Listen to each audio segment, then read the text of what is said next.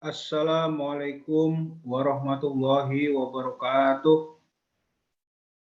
Salam sejarah. Alhamdulillahirrabbilalamin.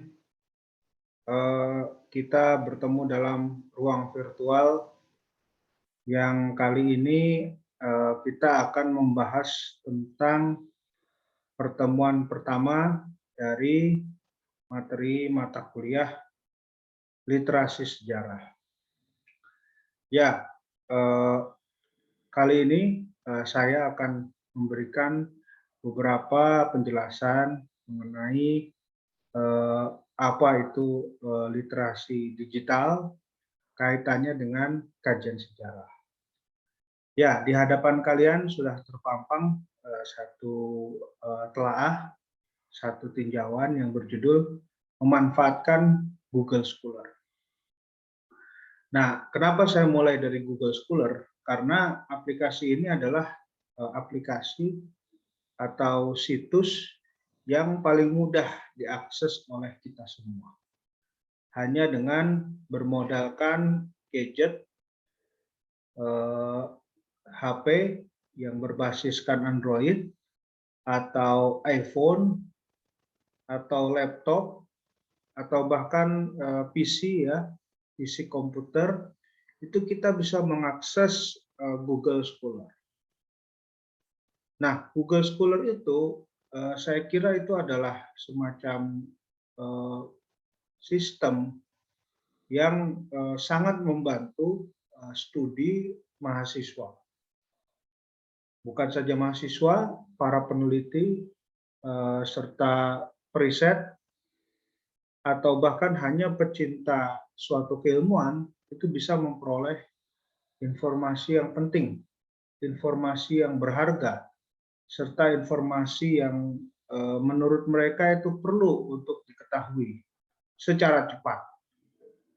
Jadi di sini adalah prinsipnya kita memperoleh sesuatu pengetahuan secara cepat. Baik, kita akan mulai pembahasan kita mengenai sumber digital terlebih dahulu. Nah, saya mulai pertemuan kita ini dengan pertanyaan seberapa penting sumber digital bagi kita semua. Nah, di sini ada 3 poin yang bisa Anda perhatikan. Yang pertama, sumber digital tentu saja adalah mempermudah pencarian literatur. Ya, kita sama-sama tahu ya bahwa kehidupan kita itu sudah dikepung dengan aneka ragam sumber ataupun perangkat-perangkat digital. Sadar atau tidak sadar, mulai dari bangun tidur sampai dengan mau tidur lagi, kita akan bersua dengan yang namanya dunia digital. Bahkan ketika kita mengisi waktu luang, pasti kita akan berhubungan dengan dunia digital. Oleh sebab itu, prinsip manusia modern itu memang akhirnya akan bertemu pada suatu muara di mana dunia digital itu menjadi semacam public sphere. Bukan saja dunia sosial dalam artian yang sesungguhnya, tapi juga dunia virtual. Jadi antara dunia sosial dengan dunia virtual itu adalah dua dunia yang kemudian melingkupi kehidupan kita dewasa ini.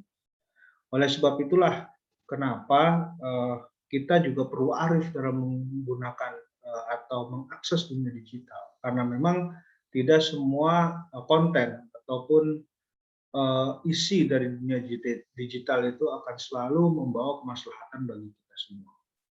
Satu kemaslahatan kecil dari dunia digital saya kira yang bisa kita manfaatkan adalah penggunaan Google Scholar ini.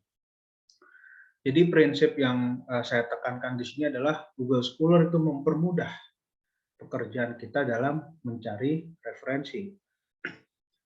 Ya, sebagaimana diketahui ketika kita ingin melakukan pengumpulan sumber, atau kalau mahasiswa biasanya itu mencari buku atau bahan-bahan untuk menulis makalah. Nah, kalau di dunia pada umumnya atau keadaan pada umumnya itu kan kita akan mengunjungi perpustakaan. Nah, perpustakaan sekarang ini saya kira kebanyakan masih tutup karena faktor prokes ya, dan juga faktor larangan untuk berkerumun karena bisa menyebabkan kita terpapar COVID-19. Oleh sebab itu, kita perlu melakukan hijrah secara massal untuk menengok dunia digital sebagai perpustakaan virtual yang bisa kita akses. Oleh sebab itu, dengan hanya bermodalkan gadget, seorang mahasiswa itu sesungguhnya sudah terhubung dengan aneka ragam literatur serta semesta referensi yang sebenarnya besarnya tidak bisa kita perkirakan. Meskipun ada perhitungan angka, misalnya di dalam pencarian Google Scholar ya, kita mencari kata sejarah Sunda, itu akan muncul mungkin ribuan atau ratusan ribu. Tapi saya kira ketika kita mendalami itu, kita memikirkan dari satu sumber ke sumber lain itu akan memakan waktu yang sangat lama. Jadi kita cukup diuntungkan dengan adanya pencarian dengan rentang waktu yang sangat cepat. Nah, kemudian faktor penting dari sumber digital tentu saja adalah mengenal beragam jenis literatur. Nah, kalau kita mengkaji ilmu sejarah, kita akan berjumpa pada jenis-jenis literatur atau jenis-jenis sumber sejarah yang secara garis besar itu terbagi dalam dua bentuk atau dua kategori. Pertama adalah sumber primer dan yang kedua adalah sumber sekunder. Nah, menurut berdasar pada pengalaman yang sudah saya dapatkan sepanjang saya mengetahui seluk-beluk Google Scholar, itu di dalamnya bukan hanya menghimpun sumber-sumber sekunder atau sumber-sumber yang tidak diproduksi atau tidak eksis pada zaman dari suatu peristiwa yang sedang kita teliti. Beberapa buku atau beberapa artikel itu justru termasuk dalam kategori sumber primer. Jika Anda tertarik pada dunia kolonial misalnya, sejarah masa Hindia Belanda, itu sumbernya sangat melimpah ruah sumber primernya. Mulai dari buku-buku yang bermuatan gambaran geografis, buku-buku yang di dalamnya ada penjelasan tentang masyarakat Indonesia kala itu, atau buku-buku yang menghimpun informasi tentang perang-perang di wilayah Nusantara. Itu bisa kita dapatkan. Nah, memang kita tidak bisa memperoleh buku ini secara utuh atau mendownloadnya karena Google Scholar itu memang mempunyai program untuk mendigitalisasi sejumlah buku, hanya saja dia tidak memperkenankan satu buku penuh untuk ditampilkan di Google Scholar. Jadi jangan aneh kalau kita mengakses buku, ternyata yang muncul itu hanya sebagian halaman. Karena memang itu terkait dengan copyright ya, atau hak cipta. Nah, tentu saja kembali pada apa yang sudah saya singgung di sebelumnya, bahwa menggunakan Google Scholar itu sama dengan kita taat pada peraturan pemerintah, yakni pembatasan skala mikro atau yang kita kenal dengan istilah PPKM. Kita hanya cukup duduk manis, menyediakan waktu yang cukup di depan komputer atau PC, dan kita bisa memanen aneka ragam sumber tertulis dari dunia digital terkait dengan tema-tema yang sedang kita geluti. Ya, Google Scholar itu sebenarnya adalah masih keluarga dengan Google. Hanya memang peruntukannya adalah untuk kalangan akademik, yakni suatu situs yang memang di dalamnya itu menyediakan sumber akademik. Nah, seperti Google, jadi Google Scholar itu baru kelihatan manfaatnya manakala kita mengetikkan sejumlah kata pencarian di search engine-nya atau di kolom pencariannya.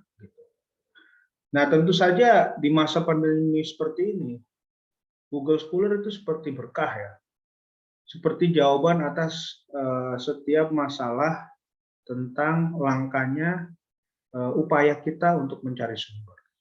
Karena tentu saja alasan utamanya adalah pembatasan skala mikro yang terus berkepanjangan gitu. Nah, saya membayangkan mahasiswa kalau tidak mengenal Google Scholar itu seperti katak dalam tempurung. Dia kebingungan, tidak tahu harus berbuat apa, sedangkan kehidupannya atau kesehariannya itu digunakan untuk stalking, gitu. Stalking Instagram, Facebook, Twitter.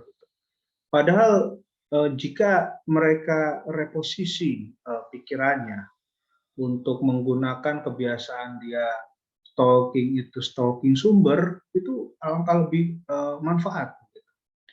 Jadi tugas-tugasnya itu bisa diselesaikan dengan waktu yang lebih cepat karena dia tidak harus menunggu perpustakaan itu buka, cukup dia berselancar di Google Scholar dan mendapatkan sumber-sumber yang dia inginkan gitu. Nah, Google Scholar ini didesain user friendly. Jadi siapapun yang pertama kali mengakses Google Scholar, saya kira akan dengan mudah untuk mengikuti atau membiasakan diri dengan fitur-fiturnya. Misalnya kan cara kerjanya itu sama dengan Google ya. Kita ketikkan terus pencarian, muncul sekian ribu data yang kita inginkan. Jadi sangat user friendly. Saya kira siapapun yang pernah menggunakan Google akan sangat familiar dengan Google Scholar gitu. Ya, tentu di antara kita ada yang bertanya, di dalam Google Scholar itu apa saja? Nah, di sini ada beberapa item yang bisa kita dapatkan. Pertama, di dalam Google Scholar itu adalah menghimpun aneka ragam artikel jurnal, baik jurnal nasional maupun internasional. Gitu.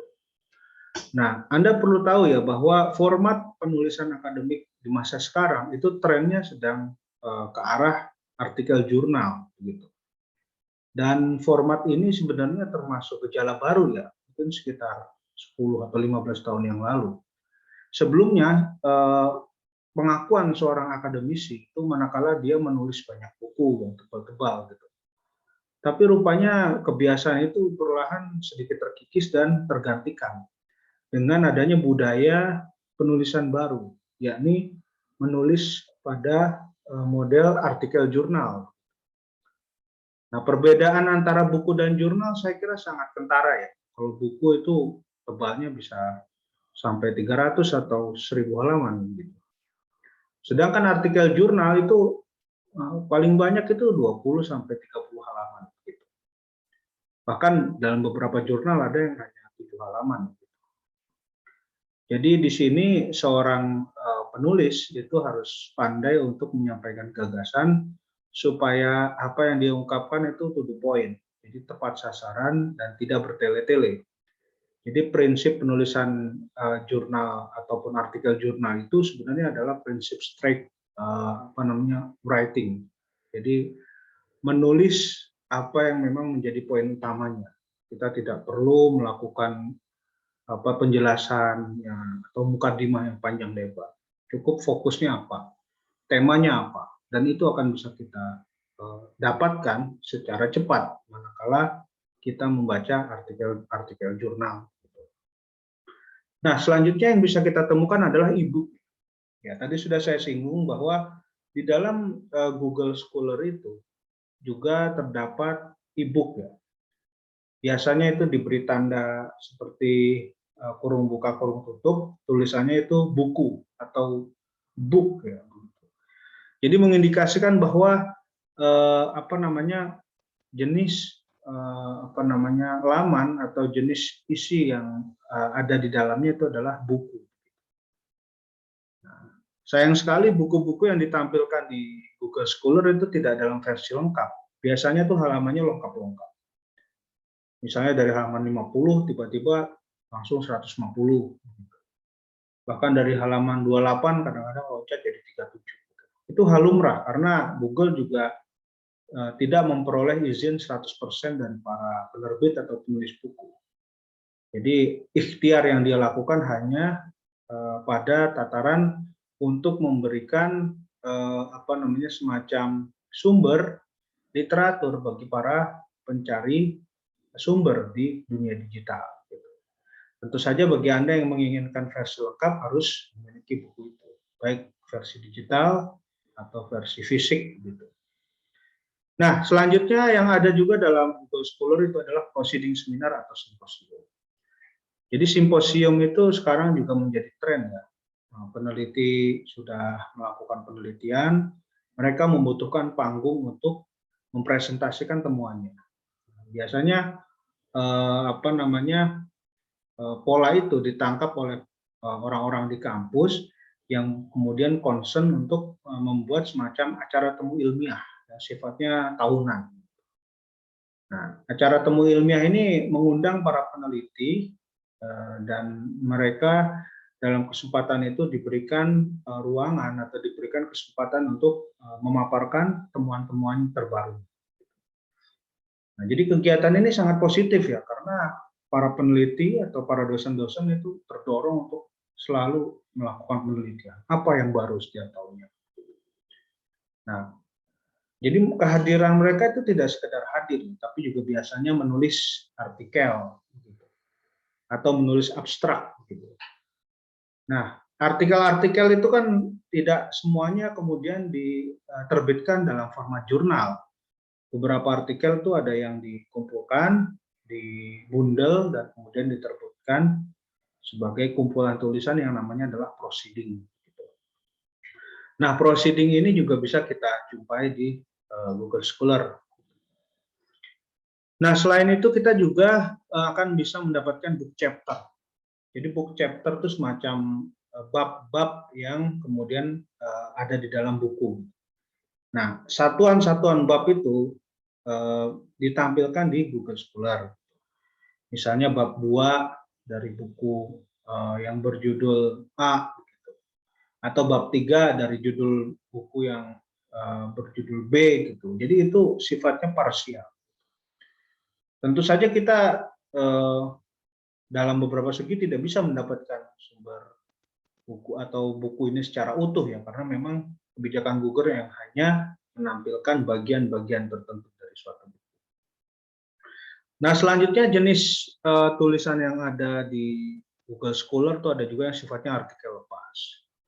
Misalnya seorang ilmuwan dia diundang dalam seminar gitu ya. Nah, kemudian menulis makalah. Nah, kebetulan makalahnya itu tidak diterbitkan dalam bentuk jurnal atau dalam bentuk book chapter. Jadi dia hanya menyimpan artikel itu untuk kemudian ketika Google Scholar itu dibuka, artikel itu diterbitkan atau diupload maksud saya di Google Scholar tersebut. Itu juga bisa kita dapatkan. Tentu kelima kategori ini bukan final, ada bentuk-bentuk tulisan lain yang bisa kita jumpai di Google Scholar. Saya kira Anda perlu untuk mencoba melihat bentuk-bentuk tulisan yang ada di Google Scholar. Nah, kemudian kita bicara tentang cara akses. Bagaimana sih untuk bisa sampai ke Google Scholar?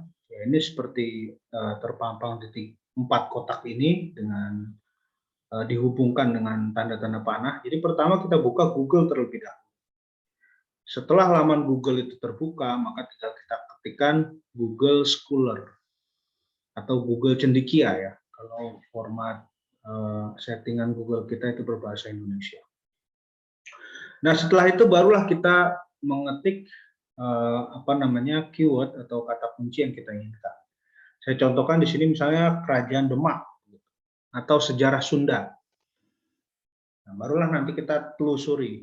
Nah, jadi di situ kita klik atau search, itu akan tampil beberapa judul-judul artikel atau judul-judul book chapter atau judul-judul buku yang berkaitan dengan Kerajaan Demak. Kalau kita mengetikkan sejarah Sunda, maka yang nantinya akan muncul adalah jurnal, artikel jurnal, book chapter, atau buku yang berkaitan dengan sejarah Sunda. Nah, sebagai pencari yang baik, tentu saja kita tidak hanya memanfaatkan kata kunci dengan bahasa Indonesia. Kita juga perlu memperkaya atau memperlebar pencarian kita dengan bahasa asing ya, kata dengan bahasa asing. Misalnya Kerajaan Demak, gitu, kita bisa mengetik dalam bahasa Inggris Kingdom of Demak. Kenapa saya sarankan demikian? Karena agar Anda juga bisa mendapatkan aneka ragam artikel yang ditulis dalam bahasa Inggris, gitu. Termasuk juga sejarah Sunda ini ya. Maka kita akan mencarinya dengan kata kunci Sunda History. Atau jika Anda tertantang menggunakan bahasa asing lain, silahkan bisa juga Anda ketikkan dengan bahasa Belanda. Karena memang dulu sejarawan Belanda adalah orang-orang yang termasuk memperkenalkan tentang sejarah masa lalu kita. Gitu. Misalnya kita mengetik Demak Koning. Koning itu artinya raja. Atau Java Koningen, jadi kerajaan-kerajaan Jawa. Nah, kemudian terkait dengan Sunda, kita bisa menulisnya dengan Sunda Geschiedenis. Nah, di situ setelah kita mengeklik, telusuri, maka akan muncul aneka ragam artikel jurnal, buku, serta book chapter tentang apa yang sedang ingin kita cari. Nah, pada pertemuan ini saya ingin menyarankan pula pada kalian untuk aware ya terhadap situs-situs yang mungkin Anda biasa gunakan sebagai sumber untuk menulis karya ilmiah. Misalnya di antara kalian ada yang di masa SMA atau masa aliyah dulu mendapatkan tugas menyusun artikel ilmiah ya. Nah, karena satu dan lain hal, Anda terdorong untuk mengakses situs-situs yang cepat Anda dapatkan. Nah, makanya biasanya Wikipedia tuh letaknya pasti di pencarian teratas karena sangat banyak orang yang berpatokan pada Wikipedia. Tapi sayangnya di dunia akademik itu Wikipedia itu adalah situs yang dilarang untuk diikuti. Jadi ketika Anda ingin menyusun makalah atau nanti skripsi itu saya sarankan jangan mengutip informasi dari Wikipedia. Karena segala bentuk informasi yang datang dari Wikipedia itu di dunia akademik dianggap sebagai tidak absah, gitu. Tertolak, tidak terpercaya. Meskipun ketika Anda melakukan cross-check data, ternyata benar informasinya, tidak ada kesalahan. Jadi kita tidak bicara tentang informasinya di sini, tapi lebih pada platform, pada arsitektur situs yang menyediakan sumber sejarah di dalamnya. Nah, termasuk sumber online atau sumber digital yang non akademik adalah blog dan WordPress. Jadi ini merupakan semacam situs pribadi yang bebas kita berkreasi di dalamnya, dan sebenarnya ini yang kemudian seringkali menjebak ya para pencari informasi yang kebetulan belum mengenal Google Scholar. Ketika kita ingin mendapatkan sejarah tentang Kerajaan Demak, kita langsung cepat saja buka Google, ketik Kerajaan Demak. Maka dari situ akan muncul beberapa artikel atau tulisan tentang Kerajaan Demak. Nah, kalau Anda tidak melakukan atau tidak memperhatikan situs-situs tersebut, maka Anda berpotensi akan mengutip di antara ketiga jenis situs yang saya paparkan ini, di antara blog, Wikipedia, dan WordPress. Karena ketiga jenis situs ini itu biasanya akan ada di daftar pencarian teratas dari kata kunci yang kita cari.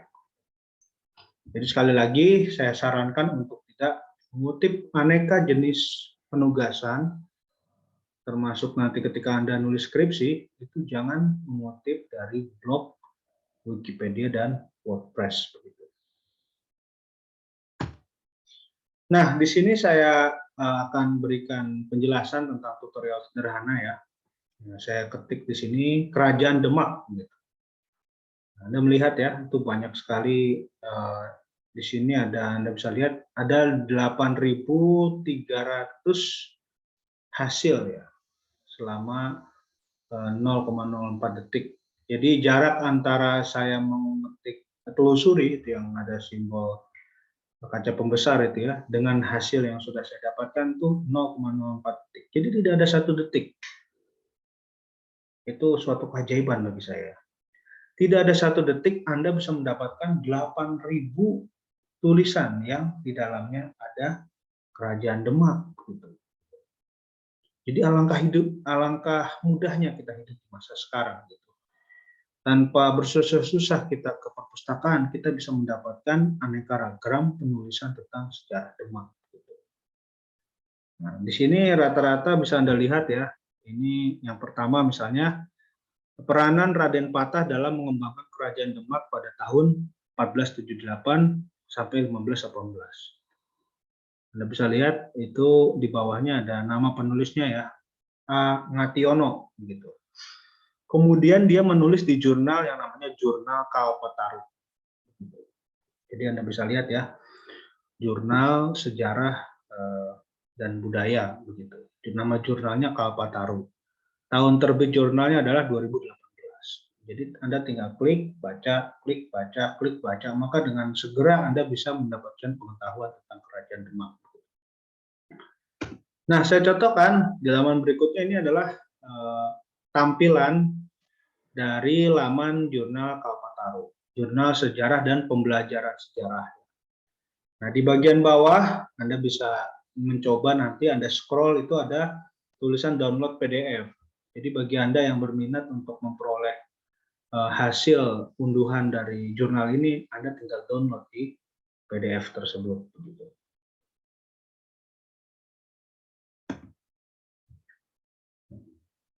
Nah, selanjutnya di sini saya menggunakan kata kunci yang berbeda ya. Saya menggunakan kata kunci dengan bahasa Belanda. Demak Koningen, atau artinya itu Raja-Raja Demak. Nah, di sini muncul beberapa artikel dalam bahasa Belanda ya. Misalnya yang saya kira yang paling mendekati itu adalah yang nomor 3. Opkomst en bloei van het vorstendom Demak in de laatste decennia van de 5e en de 11e helft van de 6e eeuw. Itu adalah satu bagian atau satu tinjauan yang bisa kita perhatikan. Karena di sini jelas itu ada kata Demak di dalamnya. Nah, ini kalau kita klik, maka tampilannya akan seperti ini. Nah, kelihatan ya, di sini sebenarnya situsnya namanya Gstore. Jadi untuk Anda ketahui, Gstore itu adalah satu situs yang di dalamnya banyak sekali menghimpun jurnal-jurnal akademik. Jurnal-jurnal yang memang bereputasi tinggi sebagai sumber literatur bagi segala bentuk informasi ya, baik itu informasi sejarah, kedokteran, ilmu alam, dan lain sebagainya.